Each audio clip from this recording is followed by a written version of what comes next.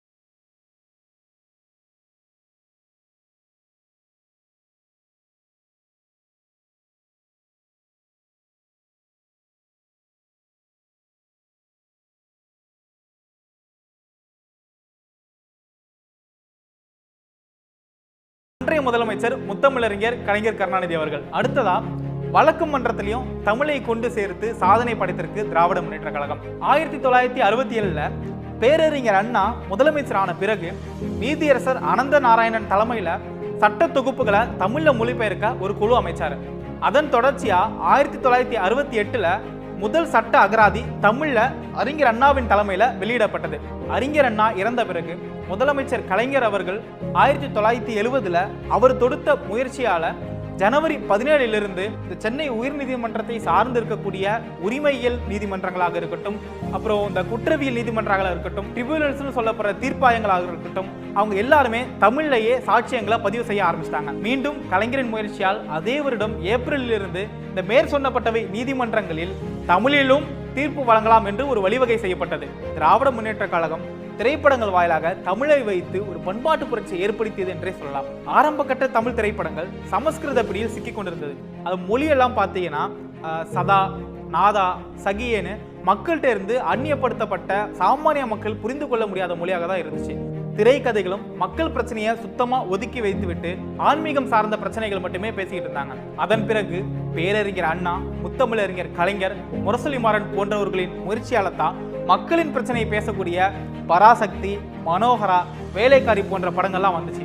அதன் பிறகுதான் மொழியிலையும் கூட நமஸ்காரத்துக்கு பதிலாக வணக்கம், சுபம்க்கு பதிலாக நன்றி போன்ற வார்த்தைகள்லாம் மாற்றப்பட்டது. அதனைத் தொடர்ந்து 5வது முறையா முத்தமிழறிஞர் கலைஞர் சீஃப் மினிஸ்டரா இருக்கும்போது தமிழ்ல பெயர் வைக்கிற திரைப்படங்களுக்கு வரிவிலக்கு அளிக்கப்படும் அப்படின்னு ஒரு ஆணையை பிறப்பித்தார்.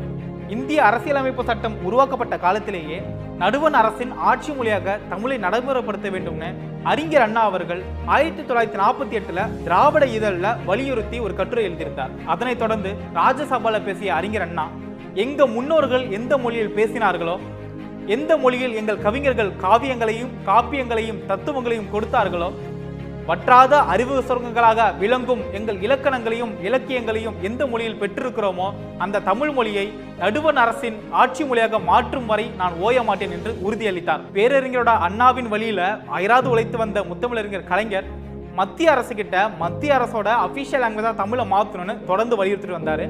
அது மட்டும் இல்லாம பல பொதுக்கூட்டங்கள், பல மாநாடுகள் நடத்தி தீர்மானமும் நிறைவேற்றினார். நாடாளுமன்றத்தில் கூட முரசொலி மாறன் அவர்களும் திருச்சி சிவா அவர்களும் தமிழை மத்திய அரசோட அபிஷியல் லாங்குவேஜா ரெகக்னைஸ் பண்ணணும்னு பிரைவேட் பில்லாம் கொடுத்து வலியுறுத்தினாங்க. இப்படி திராவிட முன்னேற்ற கழகம் தமிழை மத்திய அரசோட அபிஷியல் லாங்குவேஜா மாற்றணும்னு சொல்லி தொடர்ந்து வலியுறுத்திட்டு வந்தாங்க. 2004 பிரதம மந்திரியா இருந்த மன்மோகன் சிங் ஒரு குறைந்த அளவு வரைவு சட்டத்தை வெளியிட்டாரு. அதுல கூட கலைஞரின் வலியுறுத்தலுக்கு இணங்க அரசியலமைப்பு 8வது அட்டவணை கீழே இருக்கிற எல்லா லாங்குவேஜையும் மத்திய அரசோட அபிஷியல் லாங்குவேஜா மாற்றுவதற்கு ஆராய்ச்சி பண்றதுக்கு ஒரு குழு அமைச்சிருக்கோம் அப்படின்னு சொல்லியிருக்காரு.